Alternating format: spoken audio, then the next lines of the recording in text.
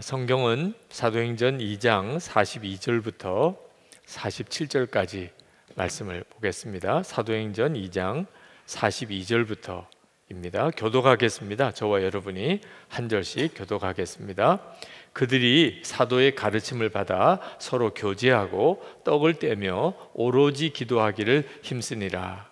사람마다 두려워하는데 사도들도 말미암아 기사와 표적이 많이 나타나니 믿는 사람이 다 함께 있어 모든 물건을 서로 통용하고 또 재산과 소유를 팔아 각 사람의 필요를 따라 나눠주며 날마다 마음을 같이하여 성전에 모이기를 힘쓰고 집에서 떡을 떼며 기쁨과 순전한 마음으로 음식을 먹고 하나님을 찬미하며 또 온 백성에게 칭송을 받으니 주께서 구원받는 사람을 날마다 더하게 하시니라. 아멘. 새해 하나님 우리 교회 전체를 위한 기도 제목을 무엇을 정하면 좋겠습니까? 라고 기도할 때 하나님께서 늘 주님과 친밀히 동행하라 하는 말씀 앞에 공동체가 함께 라고 하는 아주 명확한 말씀을 주셨습니다. 예수님과 친밀히 동행하십시오. 매일 주님과 동행하는 것을 일기로 써보십시오.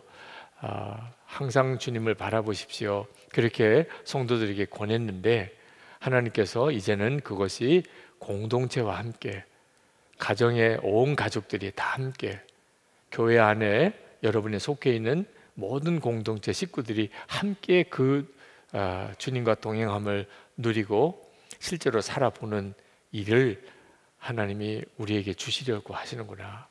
그러니까 구하게 하신 거죠. 그런 마음이 강하게 들었습니다. 그래서 올해 선한 목자교회 우리가 붙잡을 기도의 제목으로 공동체가 함께 예수님과 친밀히 동행하게 하소서, 그런 기도 제목을 정했습니다. 그런데 새해 고린도 전서를 가지고 매 주일마다 하나님의 은혜를 얻기를 원해서 강해 설교 봄 성경책을 고린도 전서를 택했는데 고린도 전서 1장을 준비하는데 그 1장에 고린도 전서 1장 10절 말씀에 마음과 생각조차 하나로 뭉치라 하는 말씀을 주셨어요. 마음과 생각조차 하나로 뭉치라. 하나님이 너무나 명확하게 하나님이 우리에게 지금 원하시는 것이 무엇인지를 말씀하시는 것 같았습니다. 그래서 성령 집회 때 하나님이 이 말씀으로 우리가 더 기도하게 하시는구나. 그저 한번 기도 제목을 정하고 또 주일에 한번 설교를 하고 마칠 문제가 아니구나. 우리는 그렇게 들은 말씀을 그대로 말씀으로 살아내는 과정이 시간이 조금 걸립니다. 그죠? 말씀은 알기를 아는데 실제로 그 말씀대로 사는 것하고는 똑같지가 않습니다. 그죠? 하나님이 나를 사랑하신다고 알지만 하나님이 나를 사랑하신다고 믿어지는 것은 다른 문제입니다. 하나님이 나를 사랑하신다고 안다고 실제로 세상을 살아가는데 두려움이 없어지는 건 아닙니다. 하나님이 나를 사랑한다는 말은 여러 번 들었죠. 또 입으로 고백도 합니다. 근데 마음에 믿어지지 않으니까 두렵고 염려가 되고, 그리고 아무것도 안 한 일에 시험 들고, 그리고 사람들이 원망이 되고 그렇게 가는 거거든. 믿어지지가 않는 거예요. 근데 하나님의 사랑이 믿어지면, 그러면 이상하게 겁이 안 납니다. 나를 아주 미워하는 사람이 있어도 두렵지도 않습니다. 하나님이 나를 사랑하신다는 게 믿으니까 다른 사람에게 아주 여유로워지게도 됩니다. 참 놀라운 일이죠. 하나님의 사랑을 아는 것과 믿어지는 것 사이에는 반드시 시간이 필요합니다. 우리가 공동체가 함께 예수님과 친밀히 동행하자, 누구나 다 아멘이실 거고, 마음과 생각까지 같은 마음과 같은 생각으로 우리가 하나로 뭉치자, 너무나 좋은 말씀이죠. 그런데 실제로 그렇게 된 거는 또 다른 문제입니다. 그래서 성령 집회 때 우리가 이 말씀을 붙들고 기도하자. 이것은 우리의 삶 전체를 바꾸는 엄청난 역사니까. 말씀은 알지만 실제로 또 하루를 살아보고 한 주간을 살아보면 집에서 또 어려움이 생기고 교회 공동체 안에 또 마음이 갈라지는 일이 생기고 그렇잖아요. 그죠? 말씀을 몰라서 그렇게 못 사는 건 아니란 말입니다. 그래서 우리가 정말 마음과 생각까지 하나가 되어지는 역사가 이루어지기를 분명한 기도 제목을 정하고 우리가 성령 집회 때마다 기도하잖아요. 언제까지 기도해야 될까요? 실제로 마음과 생각이 정말 하나가 되어지는 공동체가 이루어지기까지. 하나님은 반드시 그 일을 이루실 거라고 이렇게 마음에 믿어져요. 그래서 건성으로 한번 설교하고 말자는 게 아니라는 겁니다. 우리에게 너무너무 중요한 문제는 우리가 가정 안에 또 교회 안에 정말 하나 되어지는 역사가 일어나져야 우리가 진짜 예수를 믿는 겁니다. 실제로 그런 교회가 있을까? 그런 가정이 이루어질 수 있을까? 마음까지도 하나가 된 그런 공동체가 가능하단 말인가? 물론입니다. 오순절 마가다락방에 성령이 임하시고 그리고 생긴 교회는 분명히 그런 교회였어요.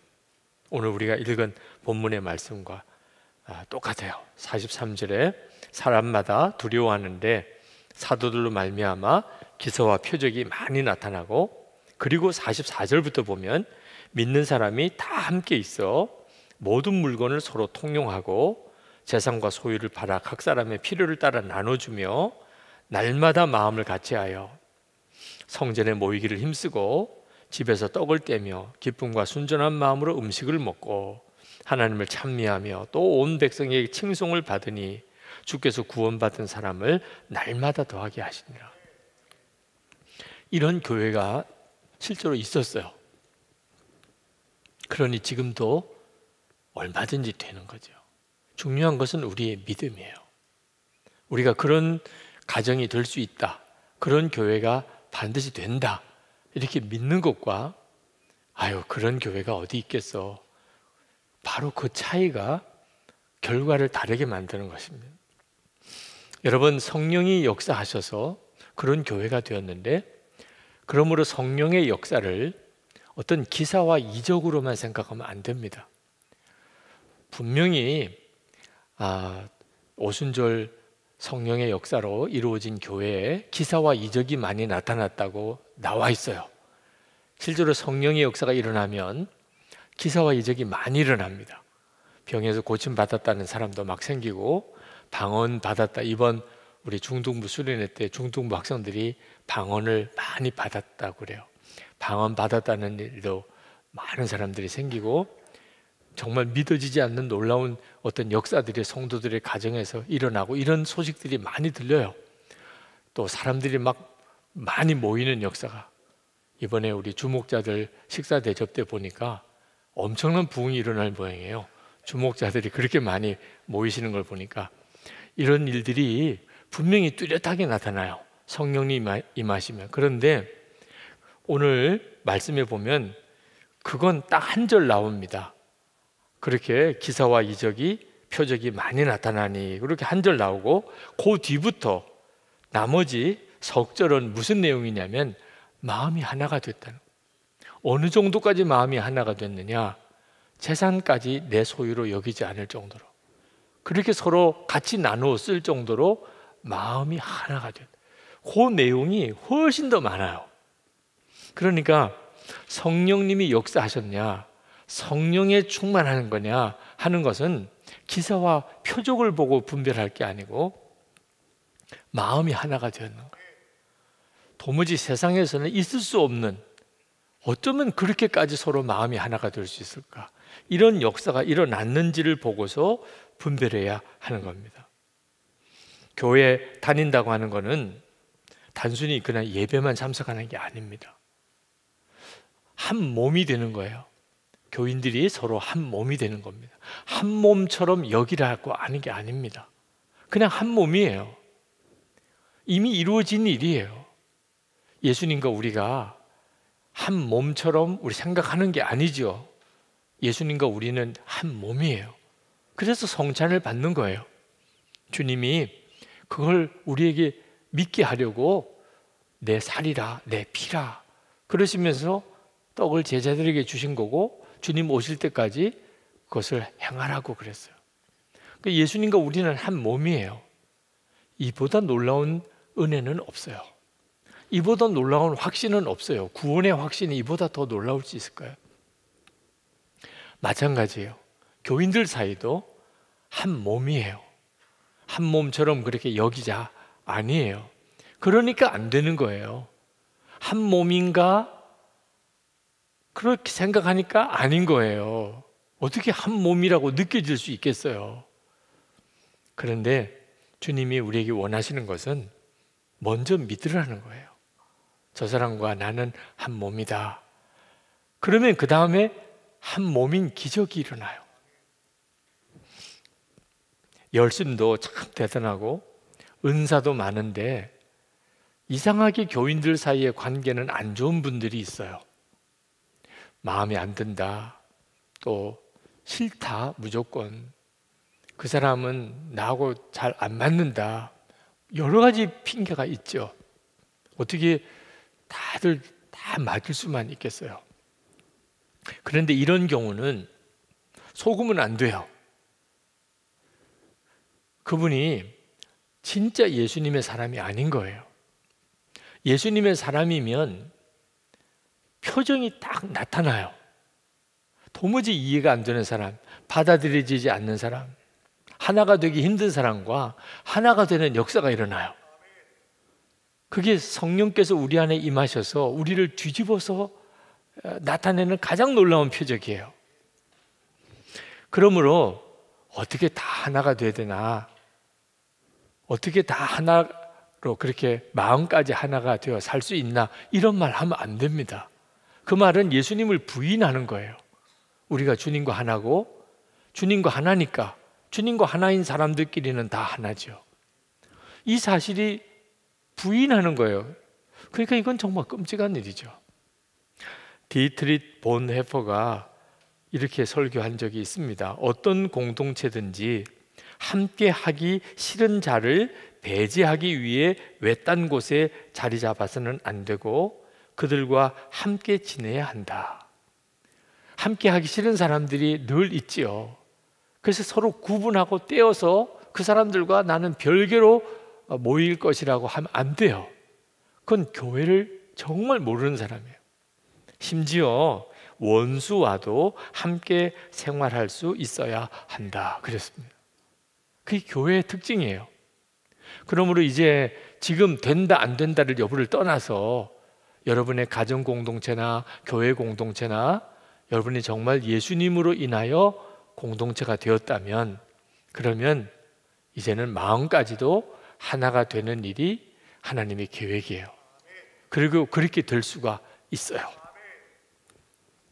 여러분, 정말 원수와도 하나가 될 수 있을까요? 여러분 한번 생각해 보세요. 여러분이 이제 죽는다고 생각해 보세요.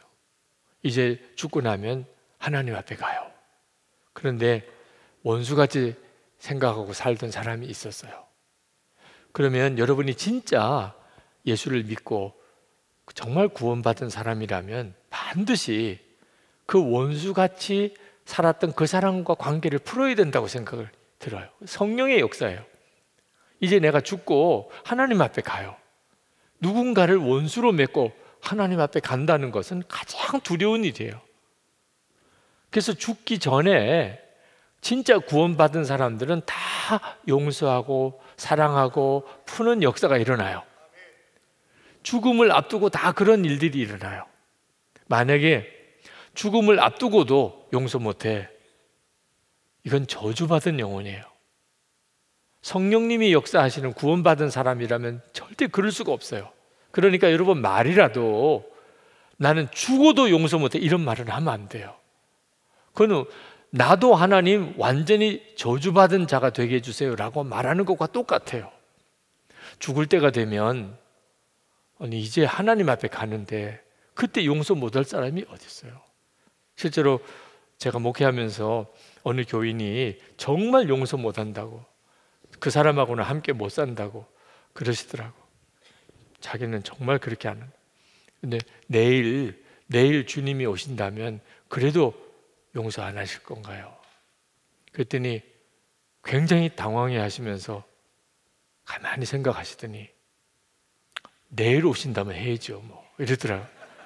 그래서 그분이 구원받은 영혼이에요.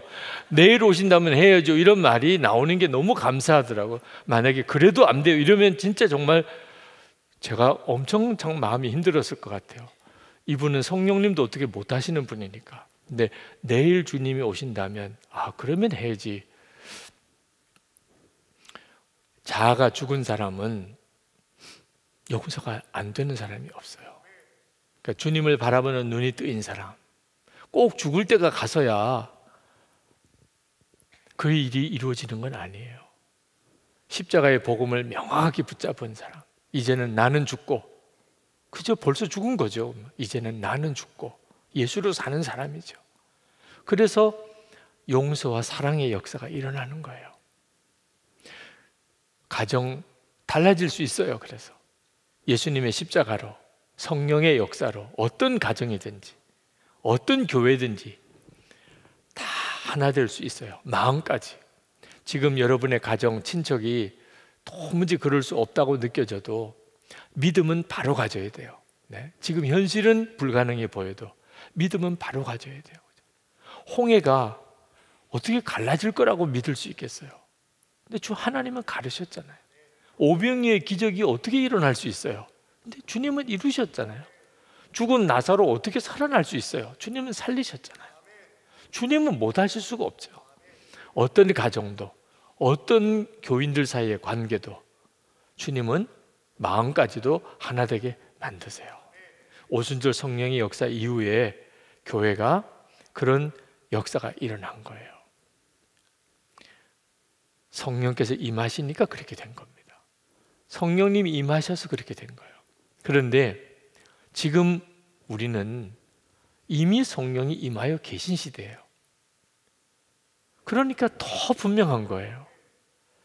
마음까지도 하나 되는 역사는 성령의 역사로 되는데 이미 성령님이 우리 가운데 역사하고 계세요. 우리가 그 예수 믿은 사람이니까 우리 자신이 증인이에요. 성령님이 아니고서는 누구든지 예수를 주라고 할 자가 없다. 그래서 우리는 지금 다 예수님을 주라고 하죠. 예수님을 본 적이 있습니까? 2000년 전에 예수님이에요. 그런데 그 예수님을 우리는 나의 구주라고 그렇게 믿고 고백해요. 성령님이 역사하는 거죠. 성령님이 우리 안에 이렇게 역사하고 있다면 어떤 사람과도 주 안에서 마음까지도 하나 되게 되는 거예요. 예루살렘 떠나지 말라. 그리고 약속한 바 성령을 기다리라. 주님이 그렇게 명령하셨어요. 지금도 우리도 똑같아요. 우리도 무슨 조급하게 무슨 일부터 하려고 하지 말고 성령께서 마음까지 하나 되게 해주시는 역사를 기도하고 기다려야 돼요. 이 원칙을 끝까지 지켜야 합니다. 가정일도 우리가 잘 살아보자, 행복하게 살아보자, 다 좋은데 먼저 성령의 역사를 위하여 기도해야 돼요. 교회도 우리 하나 됩시다. 좋은데 먼저 기도로 성령의 역사가 있도록 기다려야 돼요. 교회 안에 회의가 참 많습니다. 제가 목회하면서 제일 힘든 것이 회의예요. 회의. 목사님들과 장로님들이 회의하는데도 그렇게 어려워요. 회의가 우리들에게 있어서는 정말 참 무거운 짐이에요. 그런데 왜 이렇게 회의가 힘들까? 우리가 다 예수 믿는 사람으로서 모인 거잖아요. 교회의 목사와 장로들이 다 된 사람들이에요. 우리의 목적은 하나밖에 없어요. 우리 주님이 기뻐하는 일을 하자. 우리 주님이 기뻐하는 교회를 세우자. 그게 우리의 목적이에요. 그런데 회의가 힘들 게 뭐 있어요? 근데 힘들더라고. 이유는 하나예요. 기도를 통해서 성령께서 역사하시도록 준비하지 않고 회의만 하는 거죠. 그러니까 회의가 어려워지는 거예요. 여러분 가정이 왜 싸워요? 다 가정 잘 되자고 싸우는 거예요. 남편은 남편대로, 아내는 아내대로, 부모는 부모대로, 자녀는 자녀대로 다 잘 되자고 하는 거예요. 근데 이상하게 잘 되자고 하면서 싸우네요. 이유가 하나예요. 성령님이 역사할 수 있는 여지가 없는 거예요. 성령님이 역사하지 않으니까 사람들끼리 모이면 맨 싸우는 겁니다. 마귀가 역사하는 거죠. 마귀가 하는 역사의 가장 핵심은요, 서로 싸우고 갈라지는 거예요. 성령님의 역사는 도무지 하나 될 수 없는 사람들끼리 마음까지 하나 되게 하시는 거예요. 그래서 우리가 알아요. 마귀가 역사하는구나, 성령님이 역사하는구나. 우리 가정에 지금 마귀가 역사하는구나. 그러면 부부싸움 하면 안 돼요. 그거 완전히 바보 같은 일이에요. 지금 마귀가 가정 안에 역사하고 있는데 왜 엉뚱한 사람들끼리 싸우냐 말이에요. 깨닫지 못한 사람은 깨닫지 못하니까 어쩔 수 없어도, 깨달은 사람은 이제 제대로 싸워야죠. 그러니까 아무리 남편이, 아내가 정말 내 속을 뒤집어 놓아도 이제는 분별해야 돼요. 아, 남편과 아내가 문제가 아니고 마귀가 문제구나. 그러니까 기도 자리로 나가는 거죠. 기도로 싸우는 거예요. 그죠? 절대로 아내나 남편한테 마귀라고 하면 안 돼요. 그런 뉘앙스의 말도 하면 안 돼요. 남편한테, 아내에게 아, 지금 우리 가운데 마귀가 역사하나 봐. 말은 당신이 마귀라고 한 건 아니에요. 우리 가운데 마귀가 역사하나 봐. 이렇게 말했는데 듣기는 어떻게 들려요? 나를 마귀라고 그랬어?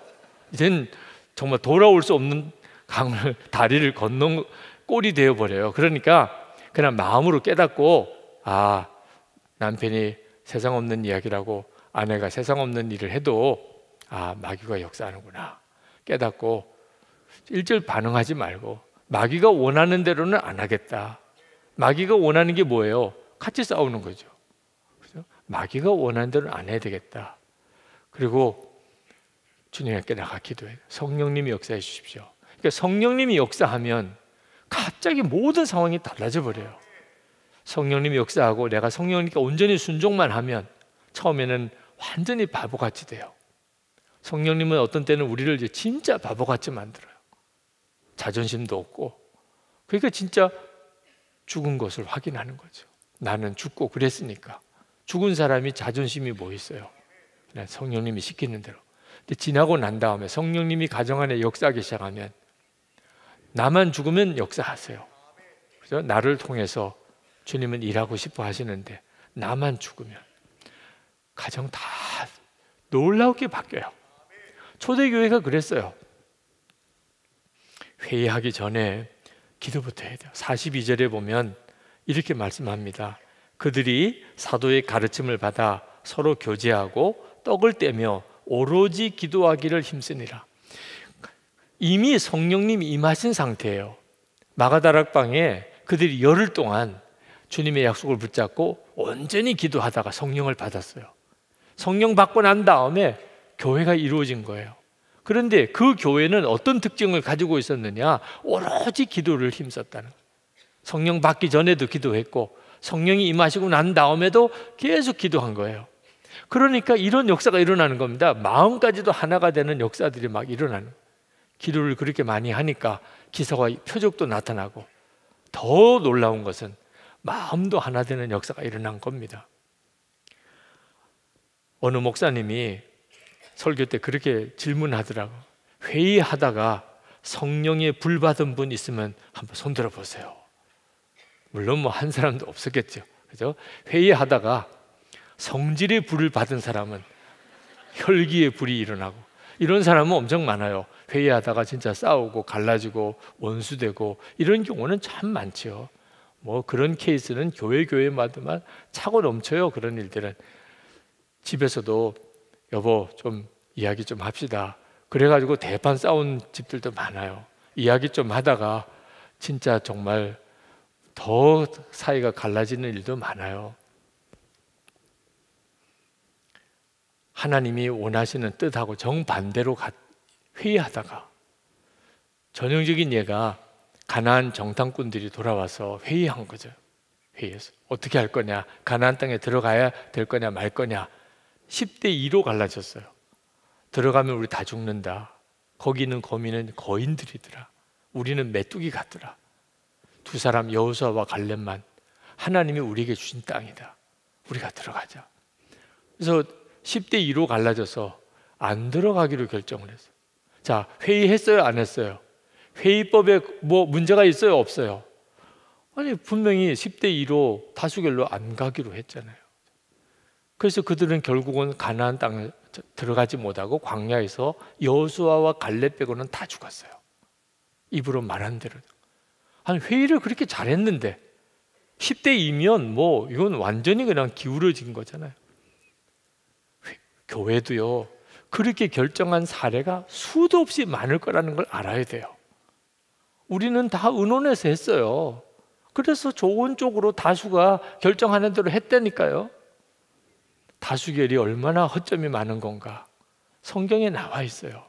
그래서 성령의 하나됨을 지켜서 결정합시다. 성령의 하나됨을 지키려니까, 그러니까 어떤 때는요, 정말 속이 뒤집어질 때가 있어요. 어떤 분이 반대하시는 의견을 가진 분이 소수신데 그러시더라고. 목사님이 성령의 하나됨을 따라서 결정하시자고 하셨잖아요. 그러니까 소수 의견대로 이 안은 부결시키셔야 됩니다. 너무 당당하게 이야기를 하셔서 당황했어요. 자, 한 분이라도 반대하면 우리 안 되는 걸로 합시다라고 그렇게 원칙을 정한 것은 하나됨을 위해서 무섭게 기도하자는 거예요. 초점은요, 나는 죽고 예수로 사는 것이어야 그 일이 가능해요. 예수님께서도 겟세마네 동산에서 나의 원대로 마시고 아버지의 뜻대로 해달라고 기도했잖아요. 우리가 다 그렇게 기도하면 내 원대로 마시고 아버지 뜻대로 되기 원합니다. 이렇게 기도하면 반드시 하나 되는 기적이 일어나요. 우리 스스로가 놀래요. 어느 목사님의 설교 때 회의하다가 불 받은 분 있습니까? 아무도 손드는 사람이 없었지만 저는 회의하다가 불 받을 수 있다고 믿어요. 회의하다가 부흥회보다 더 놀라운 기적이 일어나는 거예요. 하나가 되는 거예요. 하나가. 이런 일이 일어나야 그게 진짜 교회예요. 언제 그게 가능하죠?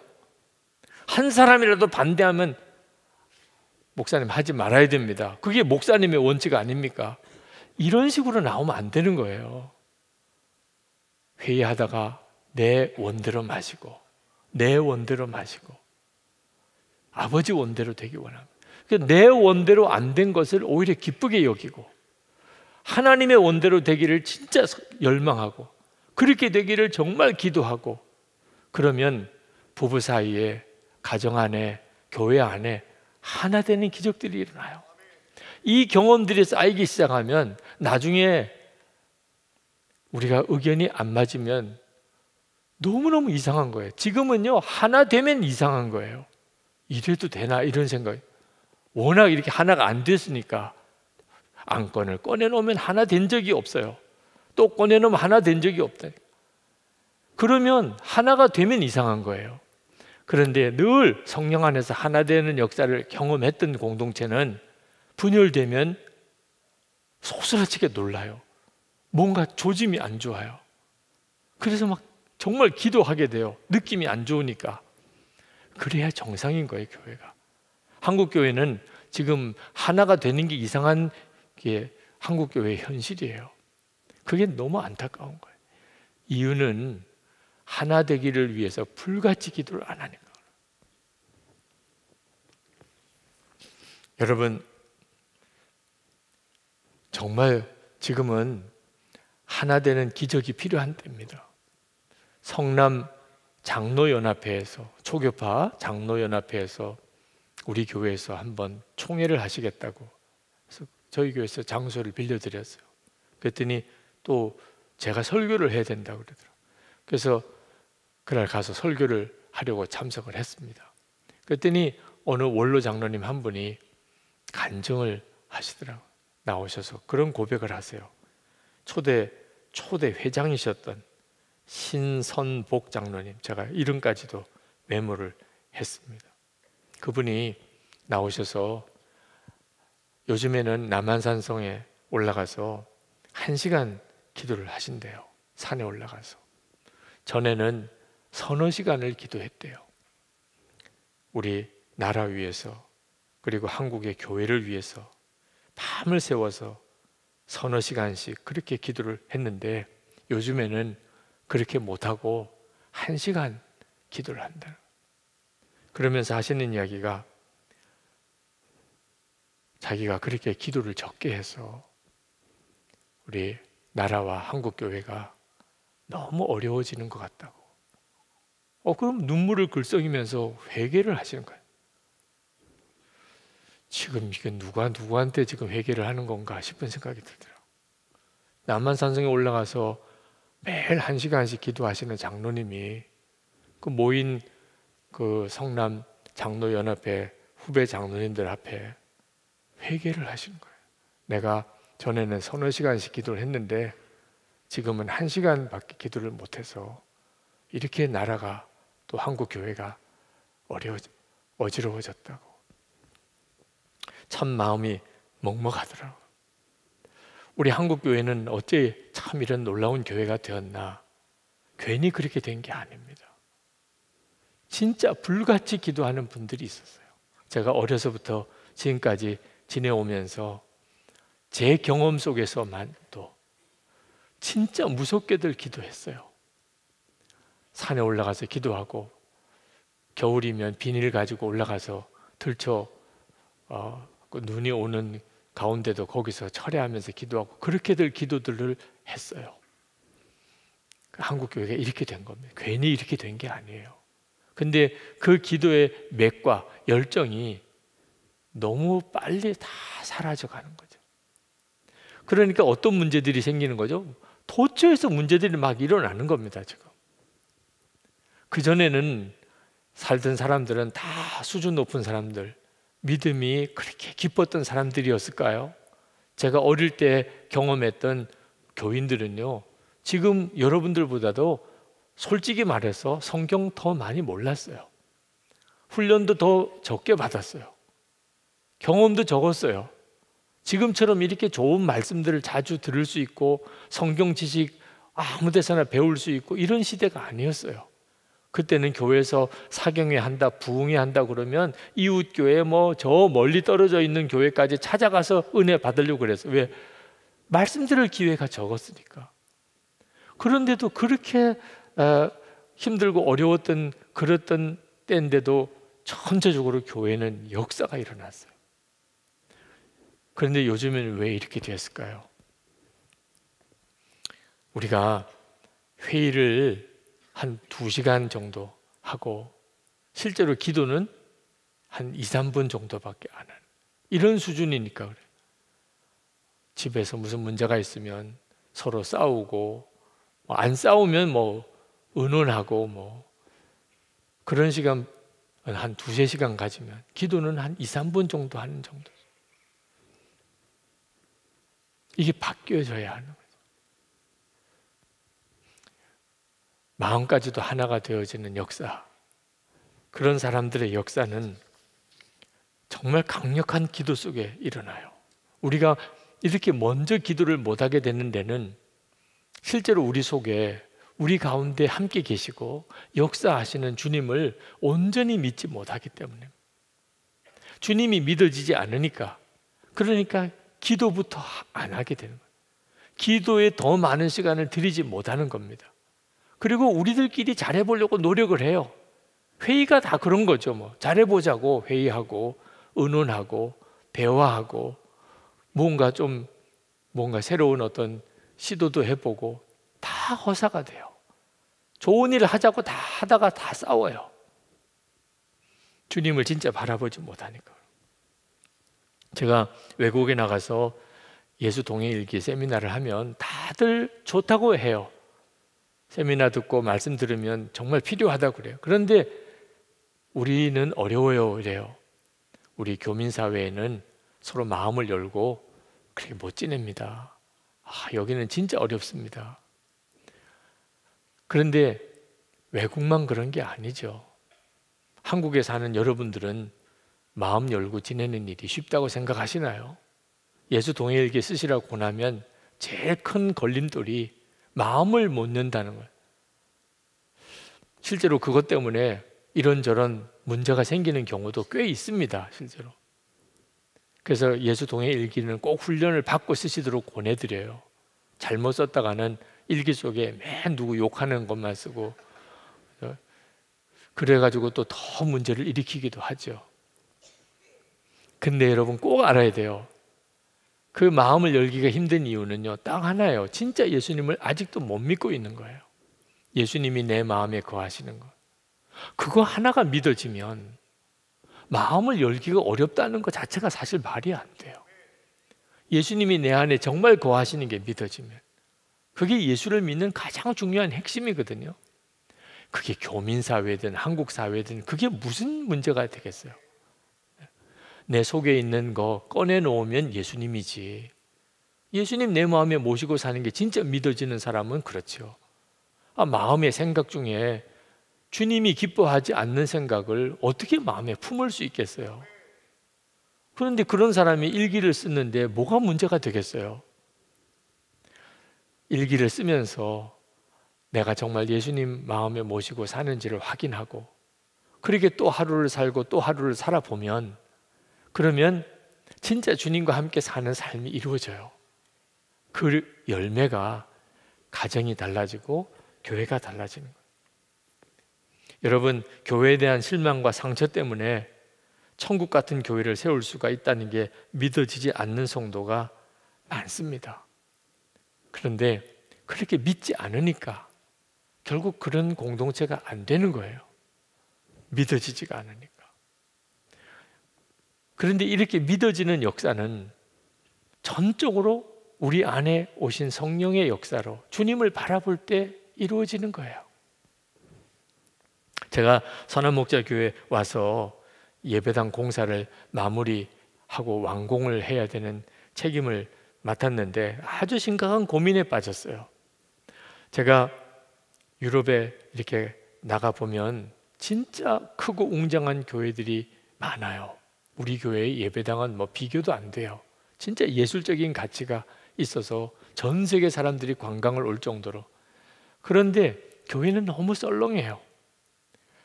심지어 교회가 술집으로 팔려가기도 하고 극장이 되기도 하고 무슬림 사원도 되기도 하고, 그 외관은 고칠 수가 없어요. 문화재니까. 근데 속은 완전히 딴 세상이라 갈 때마다 씁쓸해요. 그래서 받은 교훈이 예배당 크고 아름답게 짓는 게 다 소용없다. 그게 하나님이 저에게 깨우쳐 주신 거였어요. 그런데 세상에 이렇게 큰 예배당을, 그것도 빚을 져가면서 완공을 해야 되는 거예요. 참 제 마음에 혼란스러웠어요. 이걸 도대체 어떻게 제 마음에 확신이 생겨야 이 엄청난 일도 이렇게 이끌어 가게 될 거 아닙니까? 그런데 제 마음속에 이렇게 큰 예배당, 그것도 빚까지 져가면서 이거 완공해야 되는 마음의 내적인 확신과 동력이 없는 거예요. 그런데 제가 기도하는데 하나님께서 제 마음에 성령의 역사로 깨닫게 하시더라고요. 하나님은 이 예배당의 크기나 또는 건축비나 이런 것에 대해서는 하나님은 전혀 안중이 없으시다. 하나님이 정말 관심하시는 것은 사람이라는 거예요. 선한목자교회도 하나님이 관심 갖는 것은 예배당의 규모, 건물은 전혀 아니라는, 하나님이 관심 갖는 것은 어떤 사람이 되느냐, 어떤 성도가 되느냐 하는 게 관심이라는 거예요. 건물이 너무 크다, 그 말은 무슨 의미죠? 사람은 별론데 쓸데없이 건물만 크다 이런 뜻이에요. 건물이 크다는 것은. 그런데 만약에 사람이, 선한목자교회 교인들이 너무너무 훌륭해요. 정말 성령으로 사는 사람이에요. 믿음이 엄청나요. 사랑에 너무 놀라워요. 원수도 용서하고 사랑하는 사람이에요. 어쩌면 그렇게 마음까지도 하나가 되지요. 이건 세상에서는 찾아볼 수가 없어요. 만약에 그렇다면 건물은 절대로 큰 게 아니라는 거예요. 사람이 건물보다도 더 커요. 건물 큰 것보다 성도의 믿음이 더 커요. 건물 큰 것보다 성도의 사랑이 더 커요. 건물 큰 것보다 성도들이 마음으로 하나 되는 역사가 너무나 놀라워요. 그러면 건물은 아무것도 아니라, 문제는 믿음도 적고 사랑도 적고, 그리고 모이기만 하면 싸우고, 그러면서 예배당만 커요. 이건 진짜 흉이에요. 그러니까 욕을 먹는 거죠. 그때 하나님 제 마음에 내가 뭘 해야 되는가 하는 거에 대한 확신을 주시더라고요. 하나님, 이 건물이 이렇게 부담이 될 정도로 큰데 하나님, 이 예배당 건물보다 훨씬 큰 믿음의 성도들, 정말 그 예배당 건물보다도 훨씬 큰 믿음은 어떤 믿음일까요? 나는 죽고 예수로 사는 사람이에요. 내가 죽었다는 사실을 정말 믿고 예수님의 생명으로 사는 사람, 이보다 더 큰 믿음이 어디 있어요? 원수도 사랑하는 성도, 사랑으로 소문난 교회예요. 무슨 일이든지 하나가 되어서 무슨 일을 결정하는 교회예요. 그런 교회가 되면 선한목자교회 예배당 크다는 소리는 안 나오겠다. 하나님, 제가 그렇게 하겠습니다. 그래서 이제 그때 마음에 하나님, 이 건물 완공하겠습니다. 사실 완공을 안 할 수가 없었어요. 완공을 안 하면 그때부터 성남시의 불법 건물이 됩니다. 성남시에서 이 예배당 건물을 공사를 시작을 했다가 준공을 못하고 계속 밀려요. 그리고 이제 그 시한이, 마지막 시한이 2005년인가 6년인가예요. 이제 그때까지 우리가 준공 검사를 못 맡으면 그러면 성남시 골치 덩어리가 되는 거예요. 지금 이게 교회가 성남시청에 덕이 돼야지 골치 덩어리가 되면 또 안 되잖아요. 그래서 장로들과 함께 기도하고, 우리 좀 힘이 벅차긴 하지만 주님을 믿고 예배당 공사 마무리합시다. 그래서 예배당 공사를 마무리하고 준공을 하게 된 겁니다. 2006년에 준공을 했어요. 참 그 자체도 기적과도 같았어요. 그렇지만 제 마음속에는 이 예배당이 크다, 이렇게 본당에 내려와 보신 분들은 와, 그렇게 이야기를 하더라고요. 처음에는 저도 제정신이 아닌 상태에서 몇 번 우리 교회 오신 분들 본당 구경시켜드리고 내려왔어요. 저도 이거 구경하는 것도, 그것도 또 의미가 있겠, 또 내려오신 분들마다 또 다 나 듣기 좋으라고 그런지 모르지만 와, 진짜 너무 놀랐어요. 다 이렇게 이야기를 해. 근데 이건 진짜 바보 같은 일이구나. 오죽 자랑할 게 없으면 예배당 건물 자랑하냐. 도대체 이 선한목자교회 자랑할 게 얼마나 없으면 이 본당이 이렇게 지하에 이렇게 큰 본당이 있다는 이런 자랑이나 하고 있냐, 이런 생각이 들더라고요. 다시 정신 차리고 이제 더 이상 건물 자랑하지 않고 교인이 너무 좋으니까 본당이 크다는 생각도 안 들 정도. 여러분에게 이런 비전이 있게 되기를 정말 소원합니다. 진정 어떤 교회가 진짜 교회인가?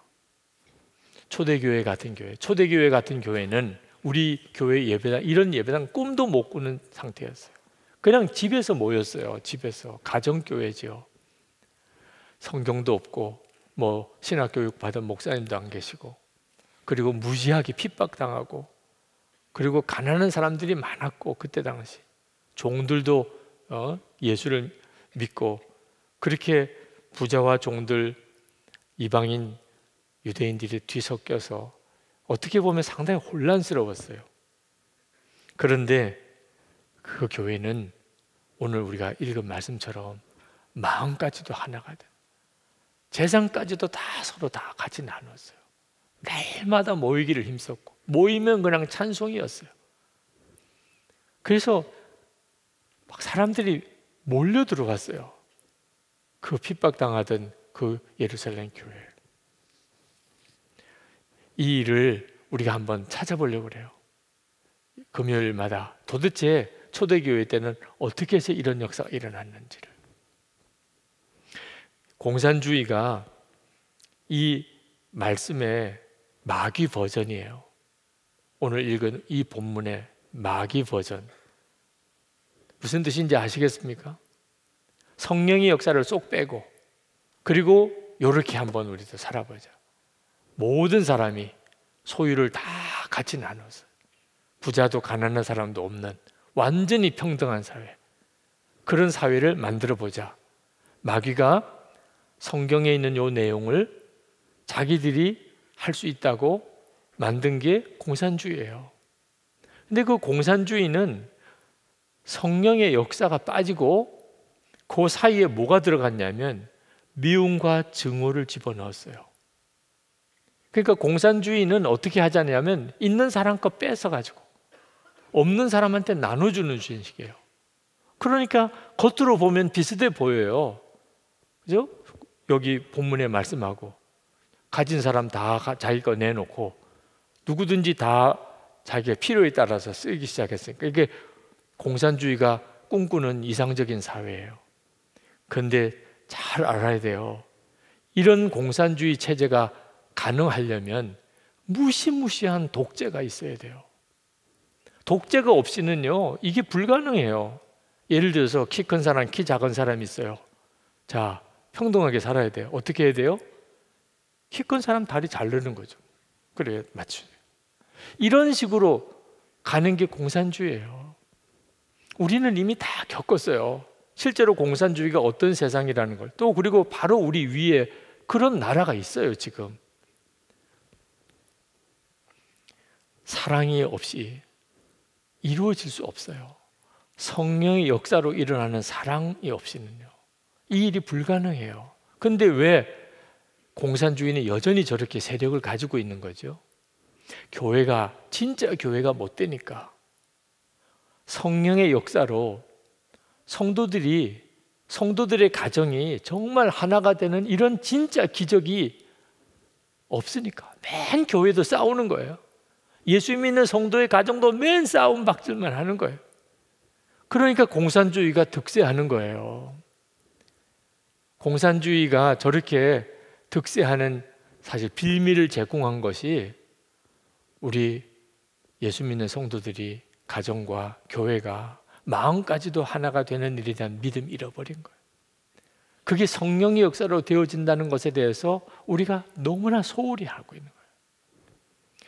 사회주의자들이 아주 이상적인 그 케이스로 꼽는 전 세계에 있는 나라 중에 스칸디나비아에 있는 5개 나라가 있습니다. 핀란드, 노르웨이, 스웨덴, 아이슬란드, 덴마크, 이 5개 나라가 사회주의 아주 이상적인 나라 모델로 교육이나 뭐 사회 체제나 실제로 그 나라는 아주 특출한 그런 어떤 부자도 없고 그 대신에 가난한 사람도 없어요.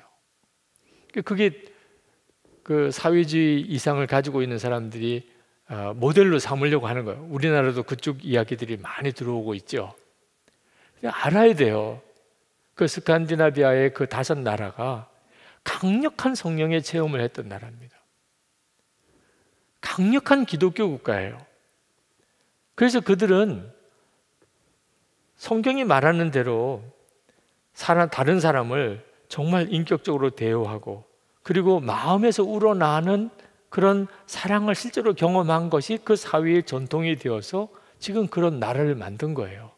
만약에 성령의 역사와 기독교 정신이 뒷받침되지 않았다면 그 옆에 있는 러시아, 소련하고 똑같이 되는 거죠. 기독교의 성령의 역사가 없는 그런 소련 공산주의, 그다음 스칸디나비아의 5나라는 무슨 차이죠? 성령의 역사예요. 이걸 이해 못하고 성령의 역사를 빼고 사회 제도나 그런 어떤 그 나라의 어떤 정책을 가지고 우리나라에 그대로 심으려고 하는 것은 정말 넌센스예요. 그래서 다 실패하고 어려워지는 거예요. 성령의 역사가 없이는 되지 않는 일이에요. 오늘 저는 여러분에게 기도 부탁도 함께 드리고 그리고 도전도 하고 싶어요. 우리는 지금 성령님의 시대에 살고 있어요. 우리 가정 마음까지 하나 될 수 있다. 부부 마음까지도 하나 될 수 있다. 부모, 자녀, 형제들 얼마든지 우리 하나 될 수 있다.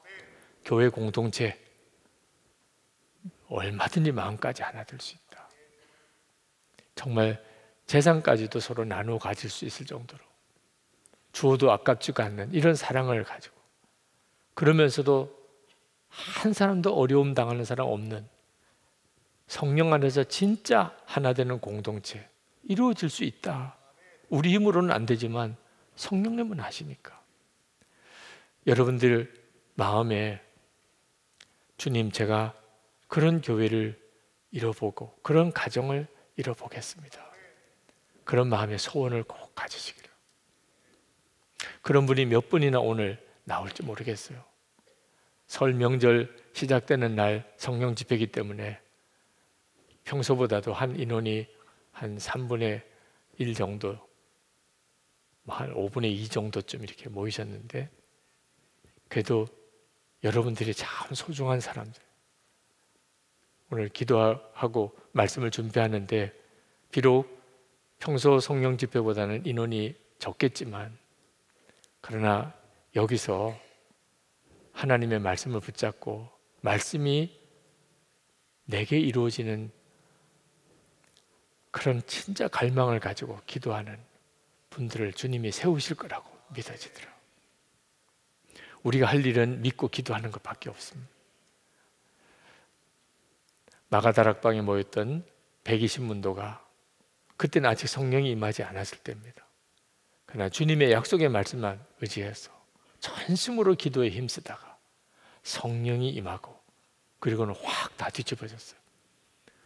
지금 현재 여러분의 가정과 또 여러분의 교회 안에서의 공동체 안에 어떤 문제가 있든지 문제를 주목하지 말고 기도하고 기다리라. 그리고 주님이 역사하실 것이라 믿고 나가시기를 축복합니다. 우리 찬양합시다. 오늘 시간 같이 찬양하고 뜨겁게 기도하겠습니다.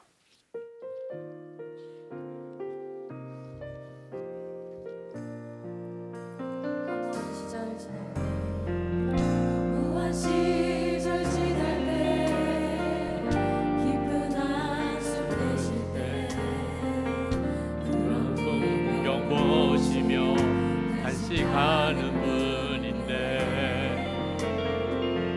그와 같이 너희를 버려두지 않으리. 내가 너희와 영원히 함께하리라.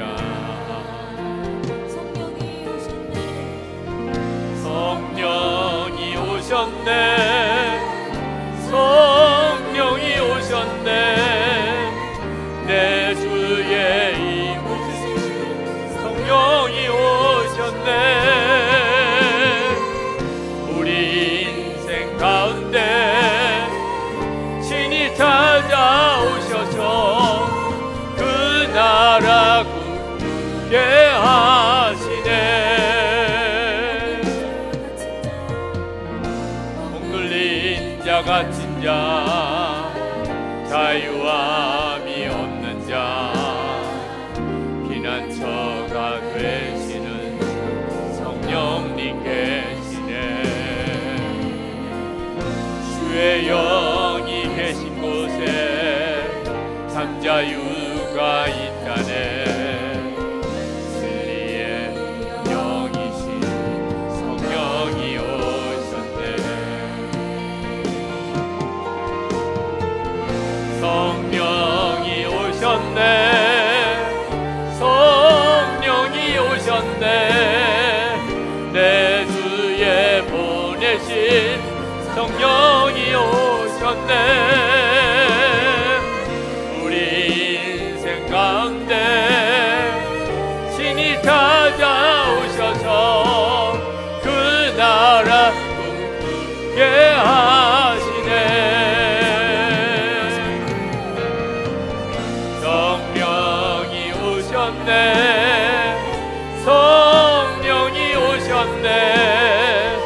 내 주에 보내신 성령이 오셨네. 우리 인생 가운데 신이 찾아오셔서 그 나라 꿈꾸게 하시네. 이 시간에 우리 가정을 위해서 먼저 기도하겠습니다. 하나님, 주님이 정말 이루실 것을 믿고 기도합시다. 주님이 정말 하고 싶어 하시는 것을 여러분이 먼저 주님을 바라보시기 바랍니다. 여러분의 생각에서부터 나온 게 아니고 주님이 하실 것. 부부 사이에 정말 온전히 하나가 되는, 여러분이 꿈꾸고 기도하는 부모와 자녀 사이에 믿음이 하나가 되는, 온 가족 친지들 다 예수 믿고 구원받고 하나님 앞에서 정말 온전히 말씀대로 순종하고 예배하고 헌신하고, 그래서 귀한 종들이 우리 자녀들에서 우죽수점 일어나는 역사가 일어나기를 위해서 주님 이루소서. 주님, 정말 꿈처럼 내 입으로 말하는 것조차도 이제 정말 믿음이 없어서 하지 못하던 그 꿈과 같은 기도 제목들을 내놓고 주님 이루어 주소서. 성령께서 그 일을 이루소서. 믿음이 우리 안에, 우리를 온전히 하나 되게, 마음까지도 하나 되게 하소서. 우리 주여 부르짖고 기도합시다. 주여! 내가 많으신 아버지, 놀라우고 하나님 크신 하나님의 은혜, 하나님의 역사 우리 가운데 함께 하시길 원하옵니다.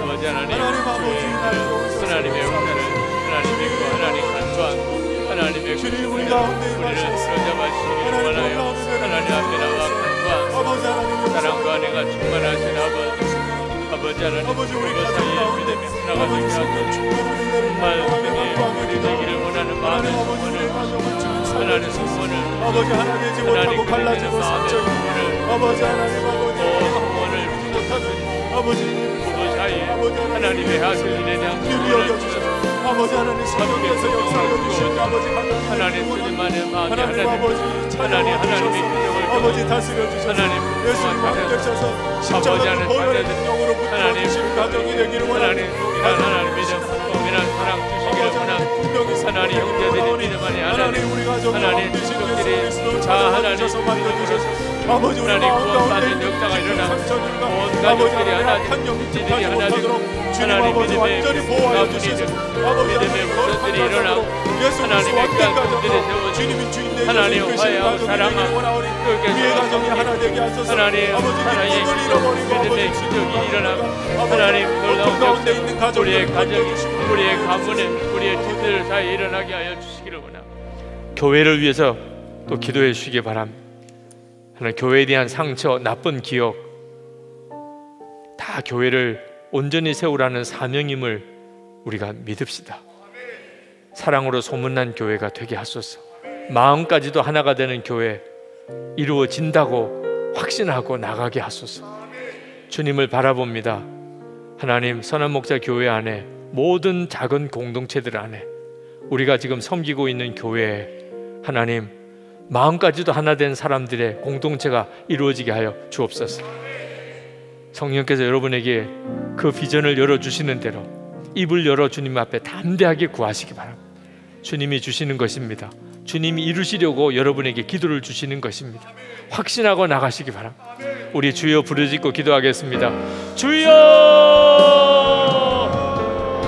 놀라운 하나님 것인 아버지, 하나님의 놀라우신 은혜, 하나님의 크신 은혜로 하나님 풀어주시고 교환해 주시기를 원합니다. 하나님의 주님 은혜의 손에 하나님 사로잡아 주시기를 원합니다. 마음이 하나님 큰절한 하나님 갈급한 하나님 성과 그네 앞에 나와 구한 아버지 하나님 주님 역사에 하나님의 주님의 놀라우신 역사를 좋아하여 주시고 아버지 하나님의 불같은 이루어지게 되기 원합니다. 주님의 기뻐하는 교회를 세워지게 되기 원합니다. 하나님 역사가 놀랍게 임하게 되기 원합니다. 주님의 역사가 놀랍게 나타나게 되기 원합니다. 하나님의 일, 하나님의 역사가 놀랍게 임하게 하여 주시고 하나님의 크신 역사가 충만하게 임하게 하소서. 하나님의 크신 은혜가 놀랍게 나타나게 하소서. 나의 주님, 하나님 그와된 교회 되기 원함, 그와된 교회가 되기 원함, 그와된 교회가 되기 원함. 하나님 역사가 그렇게 이루어지기 원함. 하나님의 뜻이 그렇게 이루어지게 되기 원함. 놀라우신 주님, 주님 아버지 진짜가 되는 교회가 되기를 원하오니 주님, 하나님 아버지 살아서 역사하셔서 하나님 은혜를 주 예수께서 왕되셔서 하나님 교회를 다스려주셔서 주님, 하나님 그러지 않고 끊임없이 나의 흘러갈 때에 그러지 않고 아버지 하나님 모든 역사하소서. 행위 하나님의 손으로 하나님의 붙잡아서 뜻을 이루어가게 하시고 모든 사역자들과 성도들이 한마음을 기술로 주님과 하나 되어 주 예수 그리스도와 동행하는 교회가 되게 인도하여 주시옵소서. 오늘도 안수기도 받기 원하시는 분들은 이제 마지막 기도 하실 때 내려오셔서 기도 받으시기를 바랍니다. 여러분 중에 강단에 올라오셔서 기도하실 분들이 있으시기를 바랍니다. 성령의 역사하심을 제 마음에 주소서. 이미 우리 안에 오신 성령님이시지만 정말 나를 온전히 사로잡으소서. 그래서 가정 안에서나 교회 공동체 안에서나 하나님의 계획을 이루는 자로 살기를 원합니다. 사람을 보는 판단을 완전히 바꿔주소서. 문제를 보는 믿음도 완전히 바꿔주소서. 오직 성령의 역사하심을 허락하소서. 여러분이 정말 성령으로 사로잡혀지고 생각과 마음이 완전히 바꿔지기를 원하시는 분들은 오늘 전적으로 주님을 의지하시기 바랍니다. 주님이 여러분 가운데 정말 마음의 심령에 불과 같이 임하여 주실 것입니다. 우리 주여 세 번 부르짖고 기도하겠습니다. 주여, 주여, 주여. 할렐루야. 놀라우신 아버지, 그 시간 놀라우신 하나님, 하나님의 놀라우신 은혜로 우리를 사랑하셔서 오늘도 마음이 답답하며 간절한 하나님 안타까운 마음으로 주님께 나와 하나님 매달려 구하소서. 주여 구하시 역사에서 사모합니다. 하나님 말성한 구하시 사로잡아서 하나님의 은혜로 사로잡아서 주님의 역사로 사로잡아서 하나님의 놀라운 은혜로 사로잡아서 하나님의 주의 은혜 하나님 충만하고 놀라우게 보시게 되기 원합니다. 아버지 문제밖에 없는 놀라운 주님의 역사를 놀라운 하나님의 역사를 하나님의 은혜를 아버지 모든 심령들 우리를 가운데 사로잡아서 성령께서 충만하며 역사하여 주셔서 아버지 아버지 나는 죽고 예수를 사랑할 때에 나를 통하여서 역사하시는 하나님 성령 아버지 하나님을 바라보는 믿음의 여기 주 앞에 나아갑니다. 예수 그리스도 안에서 나는 죽고 예수를 사는 사람이 되기를 원하오니 주 예수님과 동행하는 결단이 되어 주 예수님과 아버지 하나님 한 걸음 한 걸음 아버지 나아가는 아버지 시간이 되기를 원합니다. 기도하는 자가 되게 하소서. 기도의 문이 열리게 하소서. 아버지 하나님 아버지 하나님 이 시간 찾아와 주셔서 성령께서 내 마음을 다스려 주셔서 주께서 말할 수 없는 탄식 가운데 기도로 아버지 그 자리로 나아가게 하소서. 순종으로 결단하게 하소서. 아버지 하나님 모든 무너졌던 아버지 하나님 믿음이 회복되는 시간이 되게 해주옵소서.